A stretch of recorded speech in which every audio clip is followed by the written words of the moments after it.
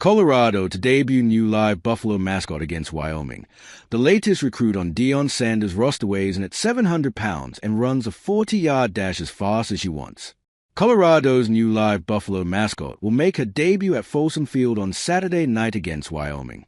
She's officially named Ralphie 7, although a unique nickname is soon to come after her first run. Ralphie 7 is the latest in a string of field-storming live mascot buffaloes, a storied tradition and one of college football's most iconic. The running of the buffalo has been a must-glimpse event at the school for the past 58 years. The one-year-old bison steps in for Ralphie 6, who went into retirement before the start of season after showing little enthusiasm toward making the gallop around the field. We're excited to be adding a new Ralphie to the lineage of incredible buffalo that have represented the University of Colorado and have elevated the fans' passion for our student athletes, said Taylor Stratton, the director of the Ralphie Live mascot program. A version of Ralphie has been missing from action the past 2 home games. Ralphie 6, nicknamed Ember, showed a reluctance to make the trip around Folsom Field to the roar of the fans. The plan for Ember will be to join Ralphie V, known as Blackout, on the ranch and do one of her favorite things, take it easy. The newest member of Sanders' squad is definitely not indifferent to running, the release from the school said. Ralphie 7 was a gift from the Beaupres family, supporters of the university and owners of Eagles Wing Ranch located near Steamboat Springs, Colorado. Ralphie's run is iconic and our fans, students, faculty, staff, and alumni take an incredible amount of pride in this tradition which transcends sports, Stratton said.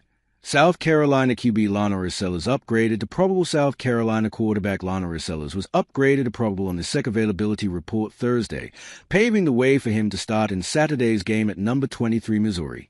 Sellers had been listed as questionable when the initial availability report came out Wednesday. Sellers left the first half of the Gamecocks' loss to Vanderbilt on Saturday after he was hit in the head by Vanderbilt linebacker Langston Patterson.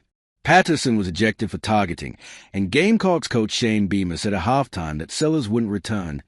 Sources told ESPN on Wednesday that Sellers has been in practice, and there was optimism around his availability for Saturday. Sellers, a redshirt sophomore, is one of the best players in the country and is considered a contender to be the top quarterback selected if he enters the 2026 NFL Draft. He accounted for 25 touchdowns last season, 18 passing and 7 rushing. He threw for 2,534 yards and ran for an additional 674 in 2024. Sellers was replaced in the Vandy game by 6-year senior Luke Doty, who was 18 for 27 for 148 yards. Sellers had an interception and didn't lead the Gamecocks to a touchdown in the 31-7 home loss in Columbia. South Carolina didn't score in the second half.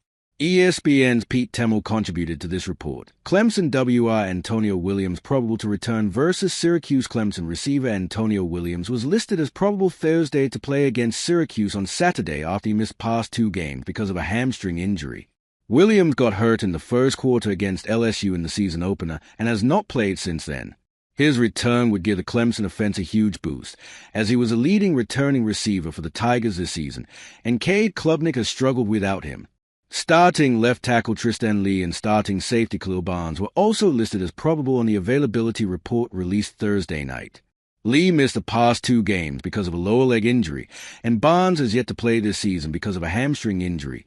Illinois DB Xavier Scott likely out versus Indiana. Says Belima Illinois All-Conference defensive back Xavier Scott will likely miss Saturday's Big Ten Open at number 19 Indiana following an injury last week. Coach Brett Belima told reporters Thursday that Scott has not practiced this week, and at this point would be out for the 9th-ranked Illini.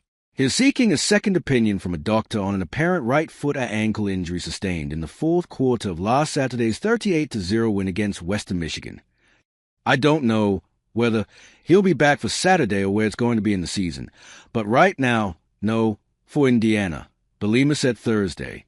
Scott earned first-team All-Big Ten honors last season and was a semifinalist for the Jim Thorpe Award after recording 49 tackles, 4 interceptions, 6 pass breakups, a forced fumble and a sack. He tied for second in the Big Ten and ranked 15th nationally in interceptions. Tanner Heckle and Tyler Strain will see more time if Scott cannot play. Scott earned honorable mention All-Big Ten honors in 2023 when he led the league in pass breakups 11 and passes defended 14 during the regular season. He has 6 tackles, 1.5 tackles for loss, and 2 pass breakups this season.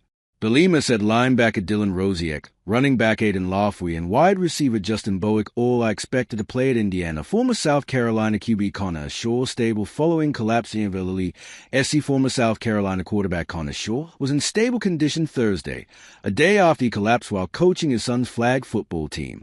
The city of Simpsonville said Shaw was coaching at Gracie Park on Wednesday, and the incident occurred about 15 minutes after the game started. Shaw, 33, was taken by emergency services to Prisma Health Greenville Memorial Hospital. The city of Simpsonville said he was in stable condition Thursday morning. The Simpsonville Parks and Recreation Department and City of Simpsonville have Mr. Shaw and his family in our thoughts and prayers, and wish Mr. Shaw a full and speedy recovery, a release from the city said. Shaw was South Carolina's starting quarterback from 2011 to 2013. He passed for 6,074 yards and ran for 1,683 while posting a 27-5 career record. He was inducted into the school's Athletics Hall of Fame in 2021. The Oregon's Phil Knight tribute leads Best Week for College Football. Uni's Nike co-founder Phil Knight's connection with the Oregon Ducks is legendary, and the Ducks are paying tribute to him in an appropriate fashion with a uniform this week.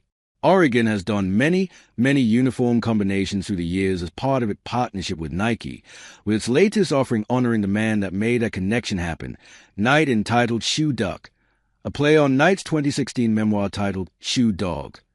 The uniform goes with an anthracite theme as a base color for the jersey and pants. Gold is also well represented on the uniform, featured on the helmets, nameplate, and number outlines and cleats. The helmet marks the most detailed element of the tribute, with a number of nods to both Nike and the school featured throughout the lid.